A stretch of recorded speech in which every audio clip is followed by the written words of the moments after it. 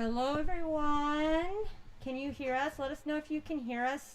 Check, check. So give us a quick thumbs up in the chat if you can hear us so we can get started. Welcome, welcome, welcome. Christina, if you can scoot your chair in just a little bit, Yep. just a little bit Of in. course. Thank you. All right. So far no one has complained about sound. Cool. So welcome. This is the cast of Echoes of Poe, and you are listening to their little private interview we have going on here today.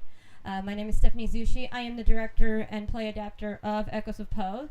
So, sounds good. We gotta sound good. Yay! I can hear. Thank you, Richard. And Bibi, awesome. All right. So let's get started. So welcome, my friends.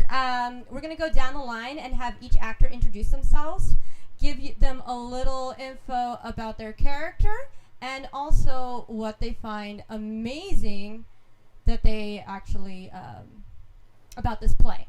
Mostly about the play. Yes. Thank you. Sorry. So we're going to go ahead and start off with Christina. Christina, take it away. Hi, I'm Christina Gregory. I play Wraith 3. And to tell you a little bit about the Wraiths, we are definitely the ones that will give you an uneasy atmosphere. And we are definitely the ones who kind of make sure that the men don't sleep easy in this play. So, not to give too much away, we definitely have fun with everything that we've been doing. I would say for this performance especially and for this role it is very movement based, so it's been amazing not only having Poe's words as compiled by Stephanie in the best way possible, but we also have this amazing time introducing different movements and angles in order to kind of bring it to life. Thank you. Okay, so then we'll go head over to Jonathan. Jonathan, go ahead. Jonathan Freeman Anderson. I play Man 2 and Echoes of Poe. And to echo what Christina said, I agree. The movement in this piece is really extraordinary, and we have the real fascinating opportunity to use space in a way that I hadn't thought of before, and it genuinely will move you in a creepy way, hopefully, or a macabre way that was designed by Poe himself. And you know, despite her desire, I do have to give a lot of credit to Stephanie for all of her help and work on this piece. And overall, I want to believe that the entire cast and crew came together to make this something really worthwhile. Thank you. Thank you, Jonathan. Sasha, go ahead, my love. Hey, I'm Sasha Gold, and I play the woman, but I'm also kind of like this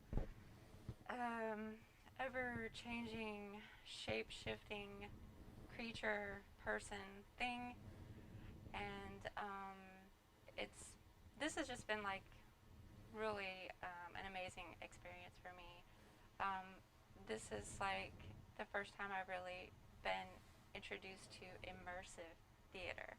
So it's like what attracted me when I first saw the role was the movement, and I come from like a little bit of a dance background, so I love any opportunity to express myself in movement. But just the whole like experiential quality of immersive theater. So there's like multi layers of meaning, and it's just like this living, breathing piece of art, and I really love it. I enjoy the cast and Stephanie and Trevor. It's great. Thank you, Sasha. All right, Christy. Go ahead, my love. My name is Christy Navarez, and I play Wraith 1. I was fortunate enough to be a part of a workshop for this show last year, and that turned out to be so much fun. And what's exciting about this production is how it's evolved and how it's just upped the game. There's definitely more movement. It's an exciting opportunity to do things I'm not normally cast as. I get to change my voice and do some non-human stuff, I guess you could say. So it is a wonderful experience, and it's a great cast. Everyone's so supportive of each other, and so it's such a great environment. I'm very much enjoying this process. All right, thank you. So if there's no questions in the chat, I'm going to go ahead and get started off with a couple of questions for my actors.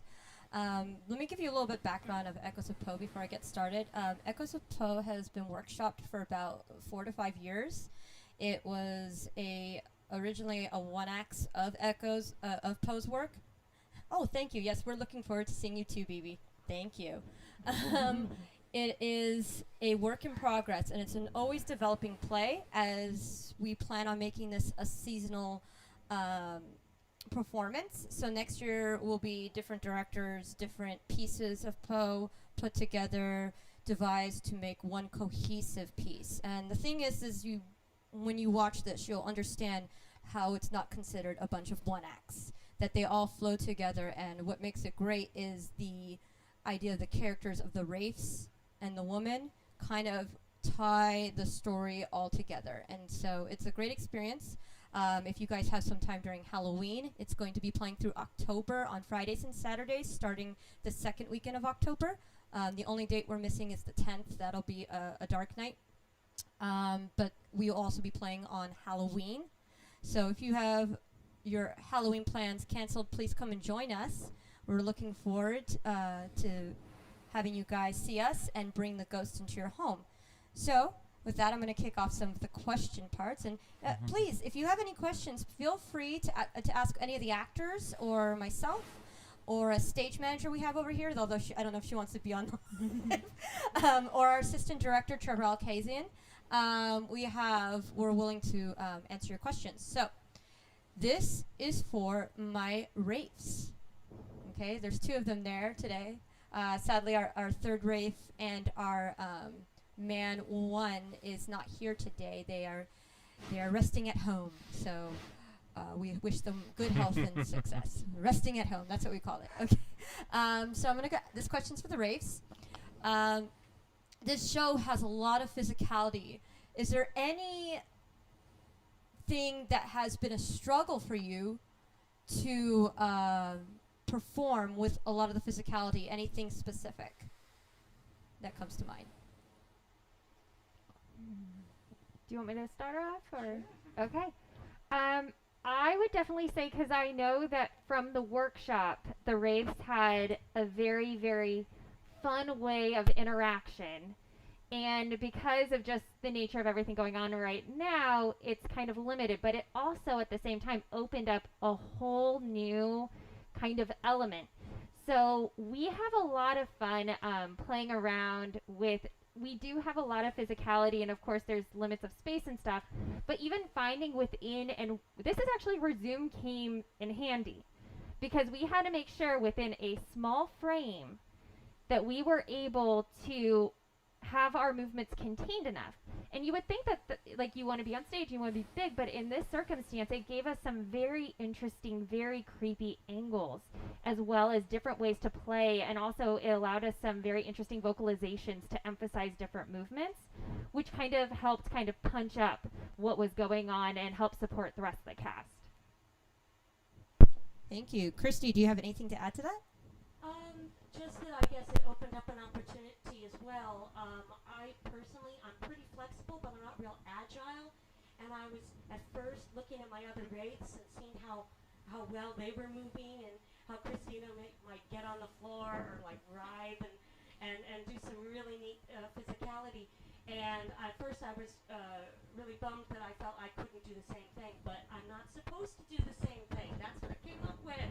So I was able to come up with opportunities to do other things that, she's going high, maybe I'll go low, or, she goes one direction, or Josh, our third rate, or second rate, he, goes one way, I go the other. Somebody has a deeper voice, somebody has a higher voice. So we get to have that variation. So those limitations that I thought were limitations are actually opportunities to do something different and make each wraith our own, I guess. Okay, so I actually have a question for Jonathan. Jonathan, can you give us a little more detail on the progression of your character and what it is about, a little more detail than what you gave us. I don't want you to give too much away. Sorry, my audience member, I just got a private message for this. So I don't want them to give too much away because we want to make sure you enjoy it. But if you can, in your best way, Jonathan, give us a little detail. Yeah, in the most vague, sort of, but attractive way of describing what we're going through. I hope you still come and see the show, no matter how vague I am. It's a play. That's all I got. No, it's a series of stories that Poe has written and Stephanie has adapted. And what's fascinating is to see how, in a sense, these characters came from a place that didn't necessarily exist before. I mean, Stephanie pulled them to a degree out of the ether from Poe's work. And to make them what they are required a lot of intuitive nature for the movement. And a give and take that was interesting, because I had to go. Am I allowed to say the names of the stories? Is that all right? Yes. Oh, yeah. Yes, you go ahead. Okay. So we crossed every 4 of Poe's main stories, leading into The Raven, Annabelle Lee, Telltale Heart, and House of Usher. And I had the opportunity within each of those individual stories to explore a different side of myself, at least, and as well delving into Poe's neuroses, to be honest with you, and the darkness of each of these pieces.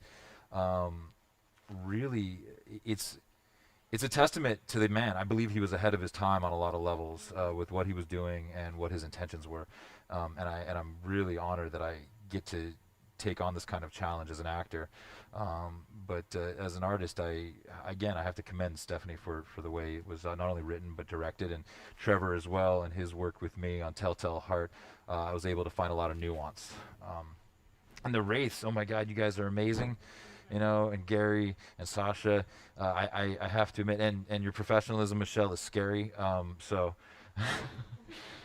yeah, and I have to say that each of us is really trying their hardest, you know, and I'm grateful to be working with these guys and gals. Sorry. Thank you, Jonathan. Sasha, what is the woman exactly? Exactly. If you can give us like a couple of words, what you think the woman is? You know, I was thinking about that before I came here. I was kind of contemplating that very question. She seems like more of an idea, like an obsession, you know, that each narrator in the stories is kind of obsessed with this character in some way, shape, or form. And she's a very shape-shifting entity throughout the anthology. She's like changing into creature, old man, you know, just these different entities. And but yeah, I would say obsession. I think there's something like that's I don't know, that's just what I was thinking anyway. Thank you. So this is one of my questions, and I will try to be a little more nice about it. So, given that you guys play multiple characters, how hard is it to differentiate yourselves between each characters? Like the Wraiths are the Wraiths throughout, but in each story they seem to have a very different arc, very different progression with their movement, their vocability. They're always ever changing. What do you guys think? Do you think that that's a thing, or are you guys playing a very consistent character throughout? For the Wraiths, this is for the Wraiths. I unfortunately I'm a little more consistent but there are different pieces call for different things. So at the base I'm sort of consistent, but from time to time there's something that just needs to be done that I wouldn't necessarily do in another piece or portion of the show. I know in the last piece I sort of inhabit a human figure for a moment, and that's kind of fun. To sort of almost possess a human, I guess you could say, and become a human for a brief moment, and then I'm back to being a wraith. So Yeah, and I would say we had a lot of fun too, where we played around with different motivations for every piece. So we might run a piece a few times, but every single time it was playing around with something fun, new, and different. And Stephanie was great because Stephanie would be like, try this time, or try this one this time. And through doing that, it actually created a multi-level. Yeah. So at one point, it became a progression of multiple kind of motivations, and then each piece kind of highlighted each one.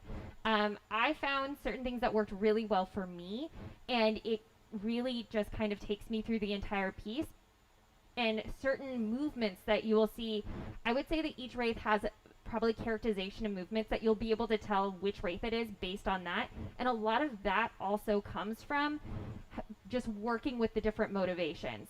Certain things will stay consistent, but you will kind of see things will change up here and there, just depending on how much, we want to have fun in a certain scene, I'll say. Thank you, guys. Okay, this is a question for everyone can answer this. What is your favorite scene? And yes, I'll be offended. They should all be your favorite scenes, but go ahead, give us your favorite scenes. Well, can I say something to this, if you don't mind? Well, they're like it's like a quilt, each scene adds to the entirety of the piece, and on a lot of levels I see it each increasing in its intensity. The way that I was going to say, based on, I didn't get to answer that last question, but I was going to say is the wraiths have a really incredible way of making the environment come alive, and in that respect their shifts in colors, tones, moods, energies, layers, levels, however you want to look at it, is palpable for me. Like I can feel it from scene to scene to scene, and in that it really it's really unique to watch them evolve through each a part of the piece. I can't pin down a favorite because of that. It's just the whole thing flows. The whole thing is one giant river. I mean, I can't call you, and say, hey, I just really liked Annabelle Leach. Can you just do that one for me? No, it's not. It's not how this works. So, thank you. Yeah. Christina. Oh, I was going to say, I do really agree with that. I would say, as a wraith, and Christy, I think that you've experienced this too, that for us, I would say that our favorite pieces is sometimes a lot because of the nature of our character. It's more about finding the moments where we can take someone by surprise. So I would say, like, instead of maybe a specific piece, it's a certain moment where we really have, like, gotten under someone's skin and even have, like, a visceral reaction. So I will say that it's impossible for me to say. It really, like, you put it so beautifully, it is like a quilt. Because the other thing too, and especially with everybody, it's such a progression that to say that the opening versus Usher, it's almost impossible to compare, because how you start, it's just kind of going right uphill and it feeds into each other, so it does really feel like one piece. Sasha. I like being able to scream. So, Usher. Yeah, I like to scream. So That's great. I did actually. I passed my neighbor on the stairway the other day, and normally she says hi to me, but she was like strangely quiet. Yeah, so if anyone doesn't know, before I continue, we've been rehearsing through Zoom, and that means these actors have been rehearsing in the comforts of their apartments or homes. So their neighbors and family have been experiencing all these horrific embodiments of spirits that we hope to bring into your home. Yes. I'm pretty sure that they want you guys to be able to experience what their family's been experiencing. Kind of a little revenge for their families, just a little bit. But let's go ahead and get. Sorry, let's go ahead and Christy. Kind of going off of what Christina said. Yeah, I can't say that I have a specific favorite. It's moments, certain moments within each piece where there's just a little something that is a little more fun, or we take somebody by surprise, or we can tell we're being effective. So there's ups and downs for especially for the raids, and it's just those moments within all of the pieces, and I can't pick just one. There are ones within each and every piece. So, sorry. No, thank you. So yeah, so as the writer, that's really hard for me to answer this question, my own question. Jeez. Because I have to agree with Jonathan and Christina and everyone else. I think it's the moments I'm discovering through you guys, what you guys are bringing in. Now, my actors have known that I've had such a hard time with this script as a writer, and it's always changing through rehearsal. So I thank you guys very much from the bottom of my heart from being open to change. And what I mean by change, I mean literally, I could sit there and say, that line's cut. No, we're not doing that anymore. No, let's redo this. And I literally had been doing this till about last week. So they've been very good about adapting to change. So I just want to thank you guys and commend you on that. That being said, they are the reasons why I like this show. Last year when it was workshop, those were the reason why. Now the actors, this show, are the reasons why I like this show. So you guys are doing an amazing job. Yes, Christina. I was going to say, to go off of that question now, did everybody coming in before we started the show, did everybody have a favorite Edgar Allan Poe piece Oh, yeah. going in? Yeah. Maybe one or two. I don't know. Telltale Heart's really cool. Okay, so I read House of Usher in high school. It's kind of hard to pinpoint too because I read It's usually a tie with Raven and Telltale Heart for me. okay. Yeah, I would say the same. Like, Telltale Heart always seemed like the creepy, one that drew you in. But yeah. So mine coming in actually was Annabelle Lee. I'm a weirdo. So I was Annabelle Lee. But then something that actually is not in the show is I always like Pit and the Pendulum. Oh yeah, that was a great That's a one. good one. But So- why Annabelle Lee? I just thought it was so creepy. And then when I found out the real everything behind it, I was like, oh no. Well, I have to agree with Christina. Actually, my favorite is coming into this is Annabelle Lee. That being said, you'll realize very soon how, with our movement and everything, you'll realize very soon when you guys watch it why Annabelle Lee isn't as pretty as it seems. It's not just a bunch of pretty words. So I'm giving you guys a heads up. You'll be very, very thoroughly creeped out. But my other one, which is actually going to be in next year, is The Black Cat. I think that piece has always spoken to me, and I was really sad to not put it in this piece. But again, I'm my own worst enemy, and I was making cuts and additions. But like I tell my audience right here, I'm letting you guys know this play's ever developing, so it'll be in next year, as well as a couple of other pieces. So stay tuned for that. All right, so we are going to go ahead and do one more question, and then we actually have to get started with our rehearsal. Yes, you guys are impeaching on our rehearsal, but we love you. Thank you guys for being here. So one more question, and this is actually for Trevor. So if Trevor wants to jump on, he can sit next to me. He's my brother, so we live in the same house, so don't worry. COVID doesn't exist with us, so That's funny. So this is really my brother's first. He's my assistant director, so I gave him the piece of Telltale Heart, and this is really his first directing debut, really his first one. So I'm very proud of him. But I have to ask, how has it been working with your sister as your mentor? And there is a wrong and right answer. Being set up, I see. All right. Well, I guess the best way to answer this question is honestly. I honestly, from the bottom of my heart, it has actually been a privilege and a true honor to work with my sister, because it's not just my sister who I'm working with, it's an industry professional who knows what they're doing, both on the tech side and the artistic side. So, no, I mean, to much of anyone's personal dismay, but especially our directors, our director Steph is quite literally. They understand Poe in a way that most others seem to overlook because of certain creepy imagery and for certain things. We try to keep it as truthful as possible, which has been a great mentor actually for me during this time on Telltale Heart, given that that is the most popular one.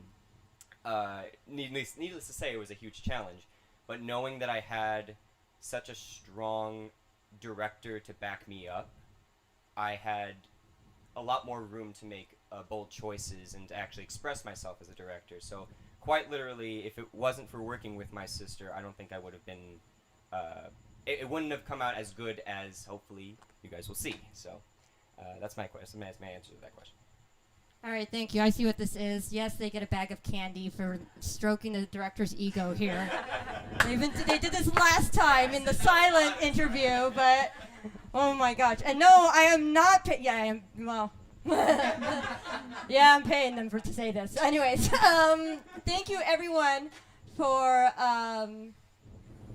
joining us tonight. If you have any questions, feel free to private message us. We are on sale for our live stream tickets if you haven't bought yours yet at www.theghostplayers.com. We will post, when we post this video, we'll also post the link to the website, or you can go to brownpapertickets.com and purchase through their website. Just look up Echoes of Poe. Also, like us on YouTube, like us, subscribe, like us on Instagram, like us on Twitter, like us on Facebook, so you can keep up to date with what we have coming next. And we are in the process of planning for our next production, which won't be announced until later on this year. So thank you all very much, and Echoes of Podcast, say goodbye. Bye. Good night. And thank you very much. We're ending our stream now. Bye-bye. Come see our Please. show. Let us creep you out. We'll bring the ghosts to you. Yes.